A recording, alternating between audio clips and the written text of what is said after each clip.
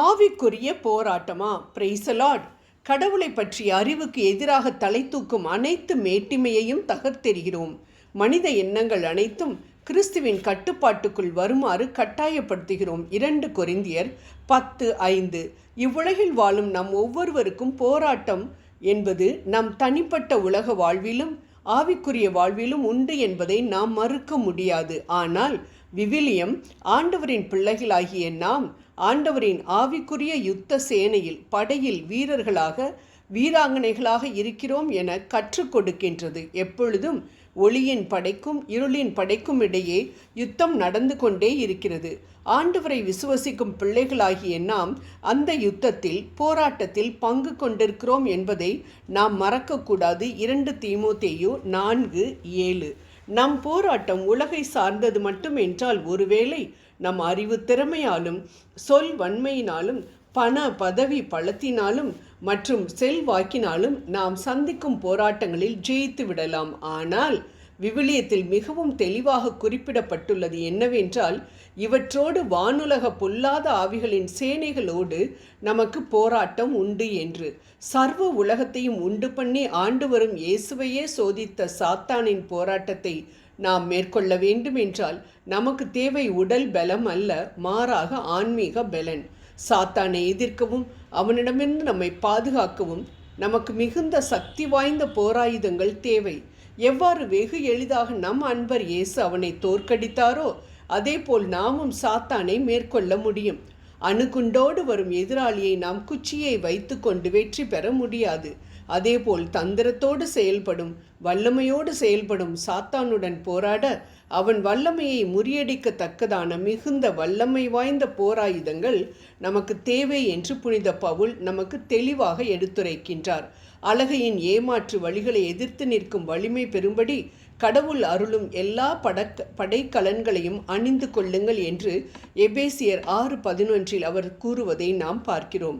ஆம், நாம் போருக்கு செல்லும் பொழுது போராயுதங்களை எடுத்துக்கொண்டு சென்றால்தான் வெற்றி பெற முடியும். அதேபோல் சாத்தானுடன் நடக்கும் போராட்டத்தில் நாம் வெற்றி பெற வேண்டுமென்றால் ஆன்மீக போருக்குரிய படைக்கலன்களை ஆயுதங்களை ஏந்தியவர்களாக சென்றால்தான் நமக்கு வெற்றி கிடைக்கும். அவை என்னவென்றும் புனித பவுல் நமக்கு தெளிவாக எடுத்துரைக்கின்றார். எனவே பொல்லாத நாள் வரும்பொழுது எதிர்த்து நின்று அனைத்தின் மீதும் வெற்றி பெற்று நிலை நிற்க வல்லமை பெறும்படி கடவுள் அருளும் எல்லா படைக்கலன்களையும் எடுத்து கொள்ளுங்கள். ஆகையால் உண்மையை இடைக்கச்சையாக கட்டிக்கொண்டு நீதியை மார்க்கவசமாக அணிந்து நில்லுங்கள். அமைதியை அருளும் நற்செய்தியை அறிவிப்பதற்கான ஆயத்த நிலையை உங்கள் காலில் மிதியடிகளாக போட்டுக்கொள்ளுங்கள். என் நிலையிலும் நம்பிக்கை என்னும் கேடயத்தை பிடித்து கொள்ளுங்கள். அதை கண்டு தீயோனின் தீக்கணைகளையெல்லாம் அணைத்துவிட முடியும்.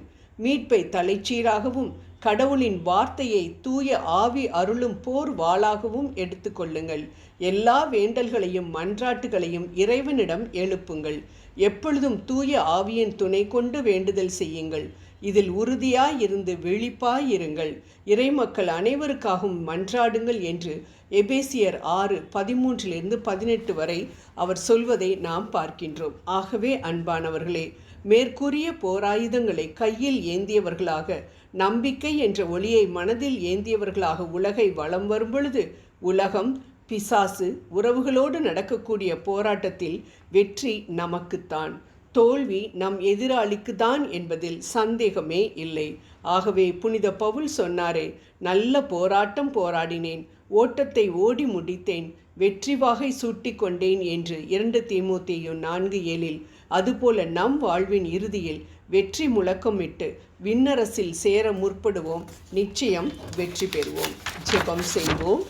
உலகத்தில் உங்களுக்கு உபத்திரவம் உண்டு, கலங்காதீர்கள், நான் உலகத்தை ஜெயித்தது போல நீங்களும் ஜெயிக்க முடியும் என கூறிய எங்கள் அன்பு தெய்வமே, நாங்கள் அழகையுடன் போரிடும் பொழுது எங்களுக்கு வாக்களித்திருக்கின்ற போராயுதங்களை கையில் எடுத்து வெற்றி பெற தேவையான அறிவையும் பலத்தையும் நீர் எங்களுக்கு தர வேண்டும் என்று உம்மை வேண்டுகிறோம். இதன் மூலமாக எங்கள் எதிரியாகிய அழகை யாரை விழுங்கலாம் என கட்சிக்கும் சிங்கம் போல தேடி திரிகின்றானே, அவனை வெல்ல எங்களால் நிச்சயம் முடியும் என்று நாங்கள் உமக்கு நன்றியும் கூறுகின்றோம். ஆமென்.